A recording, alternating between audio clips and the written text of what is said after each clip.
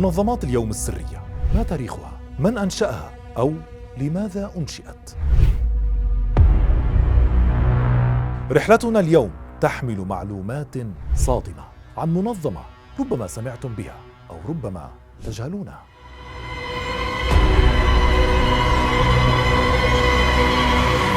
يقال أنها هي المنشأ لما يسمى بفرسان الهيكل. في ذلك الزمن كانت أحد أكبر أسراره، ومن يدري ربما ما زالت اليوم كذلك. ولكن الجدل الأكبر هو هدف هذه الأخوية.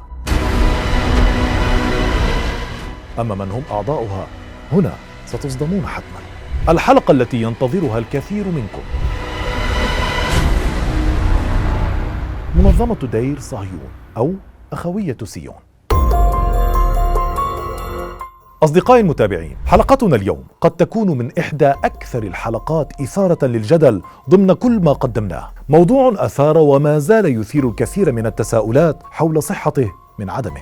موضوع يعد الحديث فيه شائكا لما تحويه تفاصيل هذا الموضوع من أمور صادمة.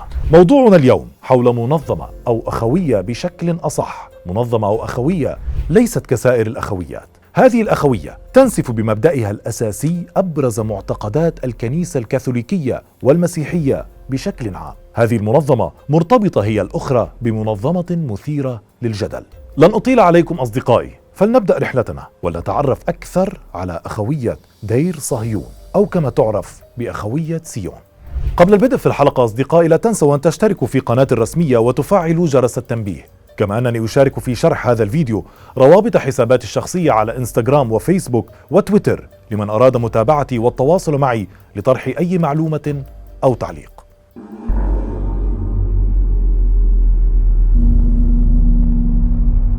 هل تذكرون حلقة فرسان الهيكل بكل ما أوردناه بها من تفاصيل غامضة ومثيرة؟ ماذا لو أخبرتكم أنه رغم كل غموض هذه المنظمة فهناك منظمة كانت هي المنشئ الرئيسي لأخوية فرسان الهيكل، ولهدف سيصدمكم فعلا. وأنا لا أتكلم هنا عن حماية الحجيج المسيحيين إلى بيت المقدس، بل أمر مغاير تماما. هذه المنظمة هي أخوية دير صهيون. نبدأ رحلتنا من العام 75 عندما تم اكتشاف مخطوطات مكتوبة على قطع من جلد الحيوانات في المكتبة الوطنية الفرنسية بالصدفة.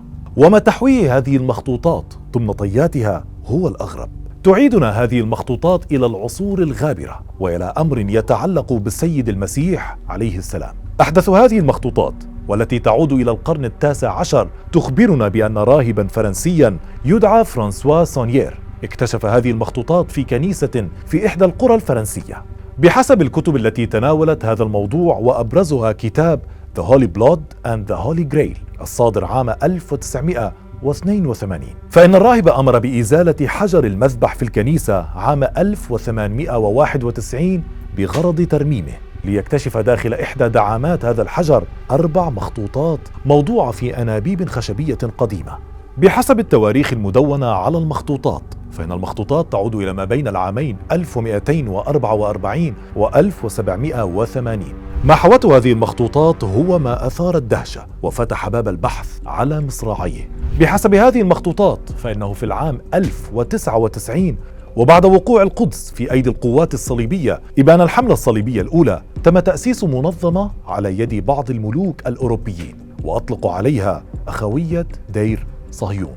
قامت الأخوية ومقرها على أنقاض دير قديم يسمى دير سيدة جبل صهيون، والذي تبين لاحقا أنه كان مقصودا لأن الأخوية الجديدة والقديمة قامتا على نفس المعتقد، والذي سأخبركم به في سياق الحلقة. لنتابع. في مكان هذا الدير القديم، وبحسب المعتقد الكاثوليكي، حدث عروج السيدة مريم العذراء إلى الجنة. إلى هنا كل شيء طبيعي لا غرابة به. أما الغرابة فتكمن في الهدف الأسمى والمعتقد الأبرز لهذه الأخوية. الهدف الذي أعلنته المنظمة في بداية تأسيسها كان حماية المسيحيين وأملاكهم في القدس. أما هدفها الغير معلن فكان التالي، اسمعوا جيدا: حماية الرمز الأبرز في المسيحية، الكأس المقدسة. إلا أن الكأس المقدسة في هذه الأخوية تختلف اختلافا جذريا عما هو متعارف عليه. هذه الأخوية تعتقد بل وتؤمن بأن الكأس المقدسة ليست شيئا ماديا بل بشريا. بمعنى أوضح، الكأس المقدسة هي سلالة دم السيد المسيح، أي نسله. نعم، كما سمعتم.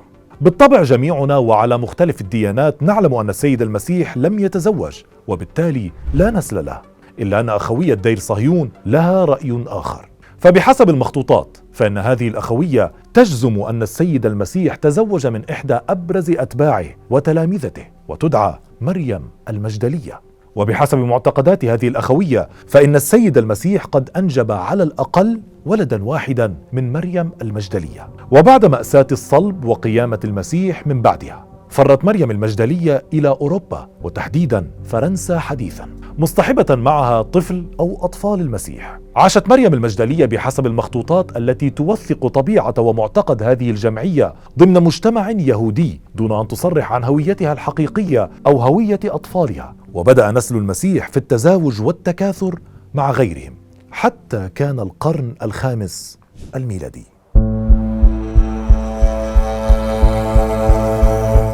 حدث في هذا القرن أن تزوجت إحدى صاحبات الدم المقدس، أي حفيدة للمسيح ومريم المجدلية، من أحد أوائل ملوك فرنسا المنحدرين من بني إسرائيل القدامى. سلالة هذه العائلة الجديدة من نسل المسيح وبني إسرائيل كانوا ملوك الميروفينجيين، وهم أول من حكم فرنسا وأجزاء كبيرة من أوروبا من القرن الخامس الميلادي إلى القرن الثامن الميلادي. خلال فترة حكمهم انطلقت الحروب الصليبية ووقعت القدس في أيديهم، وتم إنشاء أخوية دير صهيون لحماية الهدف الأسمى الغير معلن.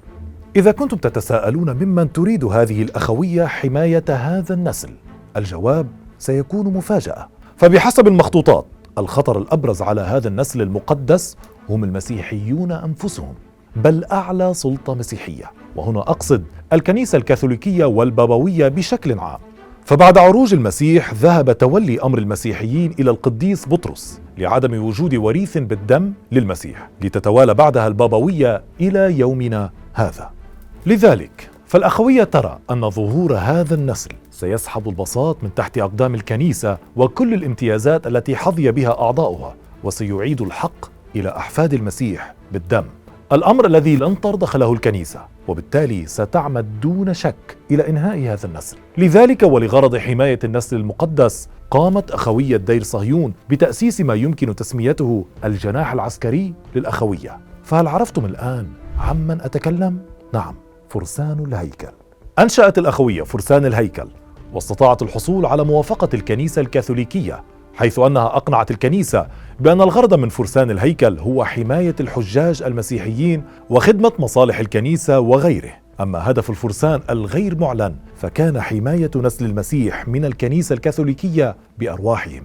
تم تدمير وحل فرسان الهيكل عام 1307 على يد الكنيسة الكاثوليكية. إلى هنا انتهى دور فرسان الهيكل، أو هكذا قيل، واختفت بالتالي أخوية دير صهيون أو أخوية سيون عن الأنظار، ربما لانكشاف سرهم، إلا أنها بقيت تعمل ل600 عام في الظل لتحقيق أهدافها. فعدا عن حماية النسل المقدس، كانت الأخوية تهدف إلى إقامة إمبراطورية أوروبية موحدة تشمل كل أوروبا، وبأن تستبدل الكنيسة الكاثوليكية ومعتقدها بمعتقد أساسه الدم المقدس، وبذلك يتزعم أحفاد المسيح الإمبراطورية الأوروبية الموحدة. البارز في الأمر أن هذه المخطوطات لم تذكر شيئا عما حدث بعد 600 عام، ولا حتى عن مصير هذه الأخوية واستمراريتها. وإذا كان ما أخبرتكم به قد أثار فضولكم، انتظروا لتعرفوا عن أبرز المنتسبين لهذه الأخوية، فهذه الأسماء ستصدمكم حتما. بحسب إحدى المخطوطات فإن العديد من الوجوه الفكرية والعلمية البارزة انتسب إلى هذه الأخوية، وكان يطلق عليهم المعلمون الكبار أو The Grand Masters. من أبرزهم الرسام المعروف والأشهر ليوناردو دافنشي، صاحب لوحة الموناليزا الشهيرة. هذا الرسام انتسب إلى الأخوية في آخر 9 سنوات من حياته، أي من العام 1510 إلى العام 1519. بل وأكثر من هذا، إحدى لوحات دافنشي الأشهر وهي العشاء الأخير تعد مرجعا لمعتقداته، حيث يقول الباحثون أن إحدى شخصيات اللوحة تحمل ملامح أنثوية، وهي التي تميل إلى جانب السيد المسيح. هذه الشخصية هي ماريا المجدلية، والكأس المقدسة هي رحمها. هذا الأمر أكده الكاتب دان براون في كتابه الشهير ذا دافنشي كود. أظن أنكم شاهدتم هذا الفيلم الشهير، أليس كذلك؟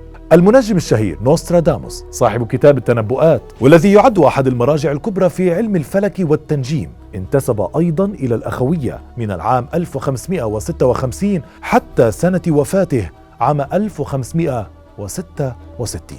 أحد أبرز علماء الفيزياء والرياضيات على مر العصور، والذي إلى يومنا هذا تدرس نظرياته في المدارس في كل أنحاء العالم. هو أيضا أحد المعلمين الكبار في هذه الأخوية. هذا المعلم هو إسحاق نيوتن الذي انتسب إلى الأخوية في العام 1691 وبقي فيها حتى وفاته عام 1727. الكاتب البارز وصاحب روايتي البؤساء وأحدب نوتردام فيكتور هوغو كان أيضا معلما منتسبا إلى الأخوية من العام 1844 وحتى وفاته في العام 1885. سأكتفي بهذا القدر من الأسماء، ولكن سأخبركم بأمر أثار استغرابي. فخلال قراءتي لهذه اللائحة والمكونة من 39 اسم لفتني أمر مهم. كل منتسب أو معلم جديد يبدأ تاريخ انتسابه من نفس تاريخ وفاة المعلم الذي سبقه. آخر اسم في هذه اللائحة هو بيير بلانتارد. تذكروا هذا الاسم جيدا فله دور محوري في حلقتنا. بيير هذا انتسب إلى الأخوية عام 1963 وانتهى انتسابه في العام 1981، ولكن ليس بسبب الوفاة كما سبقه كل المعلمين الكبار، فالرجل مات سنة 2000. أما سبب الانسحاب فهو ببساطة غير مذكور في المخطوطة، ولكن من سياق الحلقة سوف يصبح بمقدوركم استنتاج السبب، لتنتهي بذلك المخطوطات دون أن توضح ما جرى للأخوية التي استمرت إلى نهاية القرن العشرين بحسب التواريخ الواردة فيها. بالطبع هذه المخطوطات والأخوية برمتها أثارت غضب واستهجان الكنيسة الكاثوليكية، واعتبرتها هرطقات فارغة لا أساس لها من الصحة. فالسيد المسيح لم يتزوج وليس له ولد، إذن كل ما تم ذكره سابقا تم الاستدلال عليه من المخطوطات في المكتبة الوطنية الفرنسية فقط لا غير. غريب. سيقول البعض أنه من الممكن أن تكون حقيقة بحكم ورود تواريخ وأسماء معروفة، وخاصة أن الموضوع ذكر في أكثر من كتاب مشهور. ولكن ماذا لو أخبرتكم أن للموضوع وجه آخر تماما؟ بل حتى هذه المخطوطات مجرد خدعة متقنة. أنصتوا جيدا، فهذه محطتنا التالية.